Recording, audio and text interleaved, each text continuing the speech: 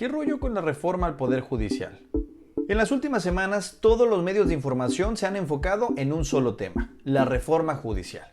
Y no es para menos, es una reforma muy importante que cambia por completo la organización del Poder Judicial de la Federación.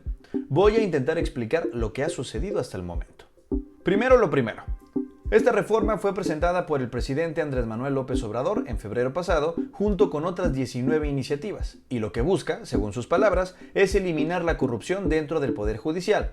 Y aunque sí es verdad que hay mucha corrupción, por ejemplo, el 49% de los trabajadores de este poder tiene al menos un familiar trabajando dentro de esta instancia, muchos interpretaron esta reforma como una venganza, pues durante el sexenio de AMLO, la Suprema Corte, que es la cabeza del Poder Judicial, evitó que se aprobaran reformas que el presidente impulsó, como la eléctrica o la político-electoral.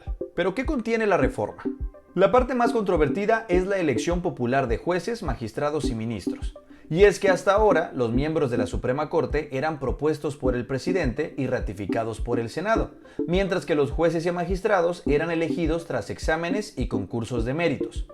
Ahora estos candidatos van a ser propuestos por los poderes ejecutivo, legislativo y judicial, y lo que teme la oposición, entre otros asuntos, es que justamente sean afines a algún partido político o que incluso se inmiscuya el crimen organizado. La reforma reduce el número de ministros de la Suprema Corte de 11 a 9, mientras su encargo pasa de 15 a 12 años. Además, elimina la pensión vitalicia que reciben al cumplir su periodo y prohíbe que ganen más que el presidente. La reforma también elimina el Consejo de la Judicatura Federal, que administra y vigila la conducta de los funcionarios judiciales y ordena la creación de un órgano administrativo y un tribunal de disciplina judicial, pues mucho se ha culpado a los jueces que liberan a delincuentes, aunque la justificación de estos es que las fiscalías son las que no hacen bien su trabajo y tienen que liberar a presos por falta de pruebas o fallas en el debido proceso. Además, también se añade la figura de jueces sin rostro, que juzgarán anónimamente para preservar su seguridad e identidad en procesos contra el crimen organizado. Una figura que ha sido criticada por la ONU al considerar que impide conocer la idoneidad y competencia de los juzgadores. ¿Y cómo logró AMLO que aprobaran esta reforma? Bueno, tras los resultados de las pasadas elecciones, ahora en esta nueva legislatura que inició el 1 de septiembre, en la Cámara de Diputados, 372 de 500 legisladores pertenecen a la llamada 4T, o sea, Morena, Partido Verde y Partido del Trabajo, por lo que tienen mayoría calificada y no tienen ningún obstáculo para aprobar reformas que modifiquen la Constitución, como en este caso.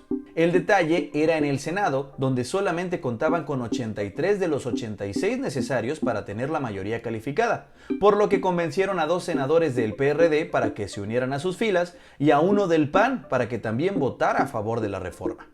Y así lo hicieron, tras acalorados debates en donde tuvieron que cambiar de sedes pues los recintos legislativos estaban bloqueados por manifestantes. Primero los diputados y luego los senadores aprobaron esta controvertida reforma.